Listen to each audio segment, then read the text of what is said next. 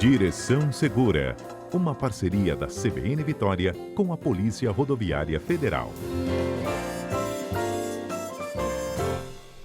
Olha, quem está conosco é a inspetora Ludmila. Hoje a gente esclarece uma dúvida que chegou de vocês para a gente aqui sobre a instalação de radares com velocidades diferentes no mesmo trecho. E Ludmila, bom dia para você.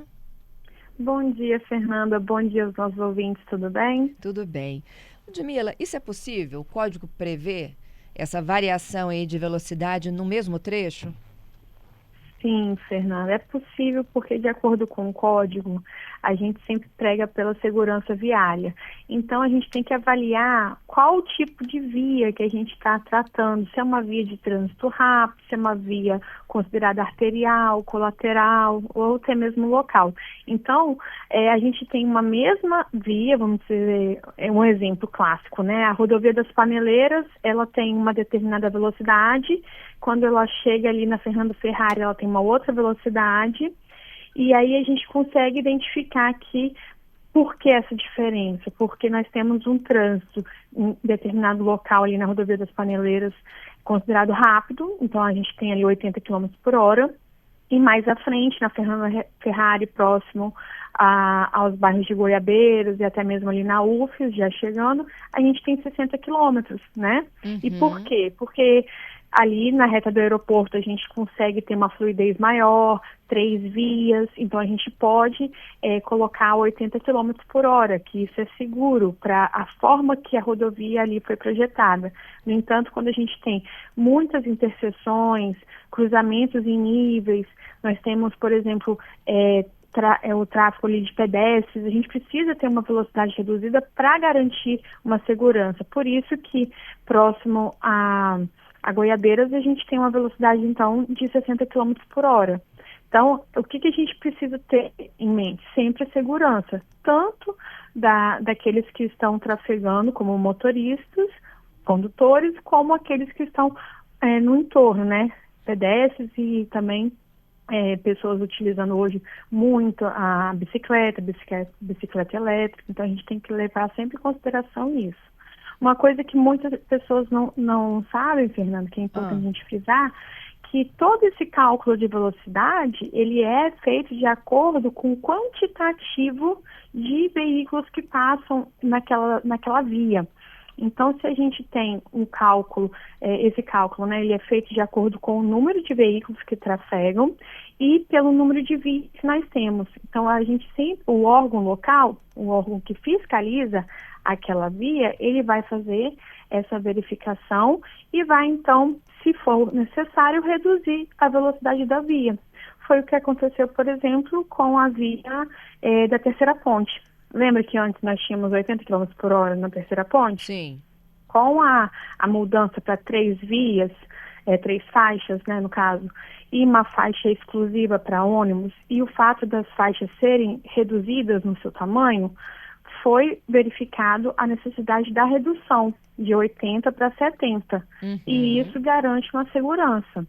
Então, e eu te falo mais, se for verificado que o aumento, e a gente tem percebido isso, o aumento, né, do número de veículos trafegando na via é maior do que se imaginava, ou é maior do que o esperado, pode reduzir ainda mais. Então, se o órgão fiscalizador ali da Terceira Ponte, em um momento verificar que 70 já não garante segurança, ele pode reduzir. E isso que o condutor tem que ter em mente, que quando a gente reduz a velocidade da via, isso não vai atrapalhar o fluxo. Pelo contrário, quando a gente reduz, a gente traz segurança e evita que tenha um acidente. Porque, Fernanda, todas as vezes que tem acidente, a gente tem uma retenção. E essa retenção do fluxo atrapalha toda a dinâmica, né, da cidade e, além disso, causa outros sinistros decorrentes dessa retenção, que a gente não quer. Entendido. Agora, confunde, não confunde? Sim, isso é fato, confunde. Então, a gente sempre pede para o condutor ficar atento à sinalização. Seja a sinalização horizontal, seja a sinalização vertical, isso é muito importante, porque você pode estar trafegando numa via que é 80, mas por conta de segurança ela depois passa a 60. Só que todas as vezes que nós temos radares, nós temos sim uma sinalização muito bem colocada e muito bem, vamos dizer, antecipada. Você nunca vai ter uma placa de radar próximo ao radar, entendeu? Você vai ter, sim, um tempo de se adequar.